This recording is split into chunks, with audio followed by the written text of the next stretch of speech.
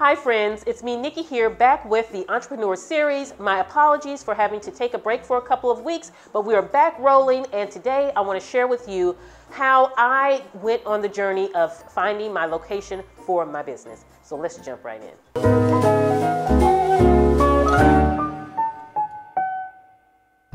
So friends, if you're at the point in your business or you're starting your business and you want to have a brick and mortar, you're not going to work outside of your home, I want to share some tips with you on my journey for finding a location, the ins and outs and tidbits that I learned along the way. I hope they can be helpful to you. So let me start with my first tip. If you're at home now, you have a small business that you run from home. That's how I was also.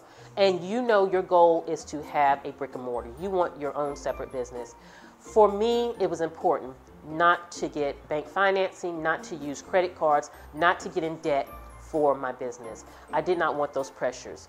I wanted to go into my brick and mortar business knowing that my salaries were accounted for my team, my lease was already accounted for, and that my supplies, everything, I had different budgets for my business and they were taken care of so that I could strictly focus on my business.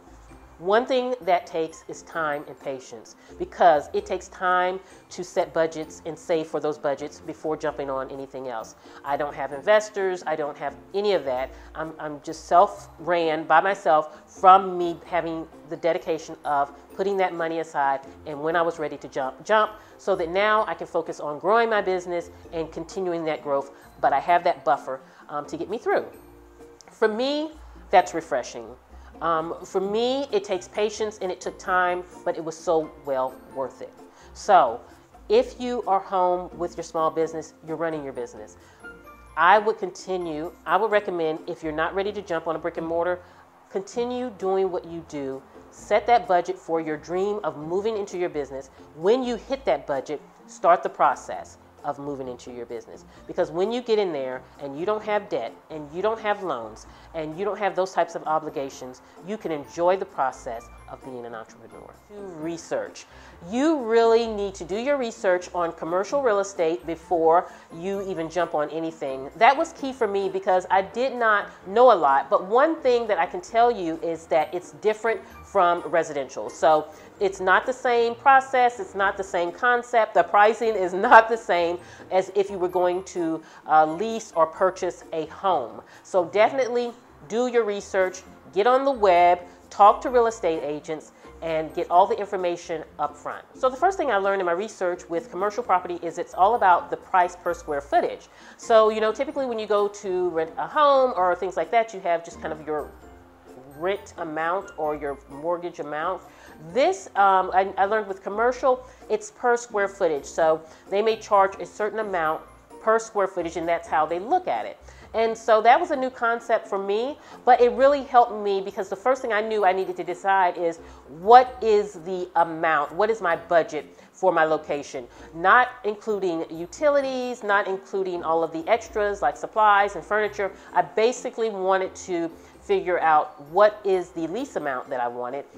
After I figured out that I wanted to lease, I knew that I was not going to go in and purchase because being an entrepreneur with a new business is a lot of things are unsure. You're just unsure about a lot of things. So I didn't want to jump right in and purchase a place. I do eventually want to, but I wanted to get in with my business, establish my business, work my business, get all the kinks out the way before I jump on a purchase. So another thing I learned is when you're looking at the property, there's a difference when you go to lease. Sometimes with commercial, it will be unfinished, and that is totally normal in this kind of commercial real estate world. And then it would be the responsibility of the leasee or myself to finish it off. To me, that was not appealing. I didn't want to go into a place that I was not the owner of and have to do all of these adjustments at a cost to me and not get anything in return. I didn't mind doing a little, but some places I went into, it was really major, very expensive work to do, and that was not something that I was wanting to do on something that I was leasing. But I found that this is very common in the kind of commercial real estate sector. Location, location, location.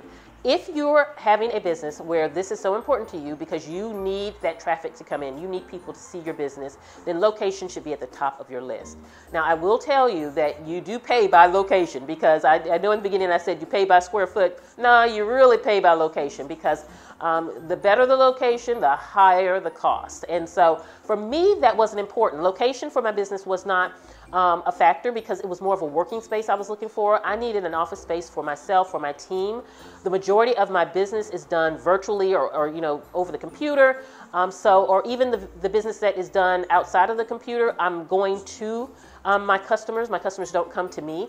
So location, I didn't need to be out and seen. I actually preferred not to too much be out and seen, like that. So it worked for me. Marketing is done behind the scenes, so it works for me. But if you're that business that you're needing that great location, I want to share with you some tips. One, look everywhere. Even if you see online that space that is questionable for you, it doesn't look appealing to you online, go check it out, because you will be surprised when you get there that you may find out that you really like it. And sometimes photos are not accurate. Even in reverse, you may see the perfect location and it looks fabulous, and when you get there, it is a dump. That happened to me so many times. So don't rely on internet pictures. Don't rely on ads. Definitely go out to the locations and keep your checklist. Keep a list of the places you want to check out, and then mark them off as they are not a viable solution for you. Talk to the other business owners. When I went to different locations, I would always go around and talk to the other businesses that were in that location. You will get so much insight from them. They often tell you kind of the relationship they have with the landlord, how, if it's a positive thing. They'll let you know a lot of insights about the building, if there's problems with the buildings or if they had problems with it. Take this information and listen to it, because this is the best source. These are companies and businesses that are actually in the location that you're thinking about being in, and they can really give you that key information, especially if location is important for you, because they can tell you a lot about the traffic that is coming through. If they feel for their business they're getting a lot of traffic, if the road signs for the business is in a really good area, even giving you some tips. And I found in my experiences that the other businesses are very, very accommodating with kind of helping you out and giving you great information.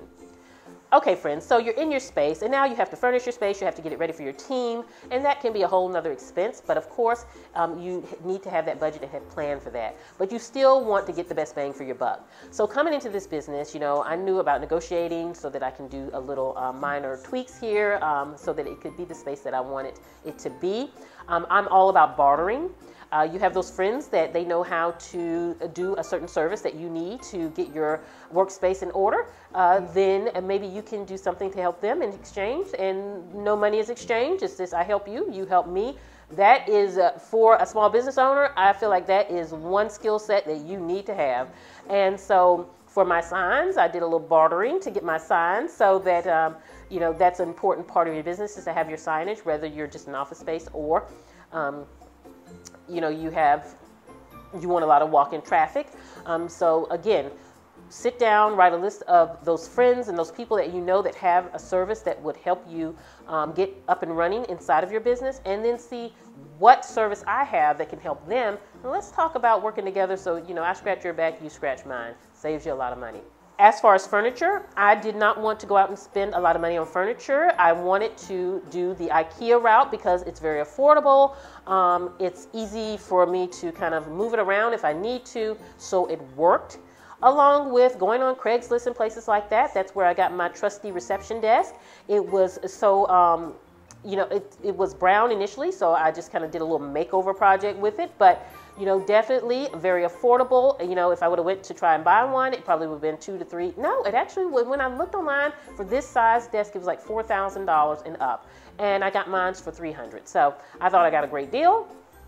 And so Craigslist is the way to go to look for certain items. So you're going to need those essentials for your office. You're going to need that desk, that chair, a copier, and a computer, the basics. And so I want to encourage you, don't feel like you have to go out and have it all figured out. I'm still figuring out my office here, but get the basics that you need to run your business in the space. And then the other stuff, if you have budgeted for it and you're ready within that budget to jump on it, but you're going to grow into your business. I grow into my business every day. I figure out things that work and don't work all the time. And so I welcome that. But what I don't recommend you do is go out and try to just overindulge because you're excited about your space. You know, give yourself the bare minimums that you need to run it, and then grow into it as you go along in this process. So friends, these are my tips on if you're thinking about, you're working from home and you're thinking about moving into a location. You know, number one, always do it the right way. Your way. You know, for me, it was, I wanted to have fun with my business. I wanted to kind of follow my dreams, but I did not want a lot of the worries and stress that I know a lot of entrepreneurs have. And so I felt it better to prepare on the front end so that I could have a buffer time in my business to where I didn't have to worry about those things and I could just grow my business. So I hope these tips have been helpful. This is just my journey in my business that I want to share with you in hopes that it can be helpful to you. If you have any questions, definitely let me know. I hope you all are enjoying this series, and definitely let me know some things that you want to hear from me in this series because I'll try to incorporate them for you.